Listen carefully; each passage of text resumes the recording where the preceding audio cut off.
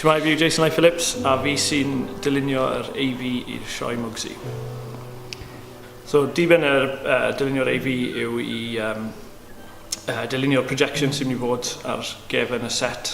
So, really fel extension o'r set yw e. Ond y ffordd ni'n gweithio yna fe yw bod e'n hytrach na bod yn rhywle'n llythrenol ni'n defnyddio projecto emosiynau nhw a sut maen nhw'n teimlo trwy'r sioe. Ar y cefn yn hytrach na cael background fel gegin neu rhywbeth fel la, so mae'n mwy abstract na lot o bethau. Gael i weld emosiynau nhw trwy'r projection, so byddai mwy extension o'i hunain yn hytrach na set.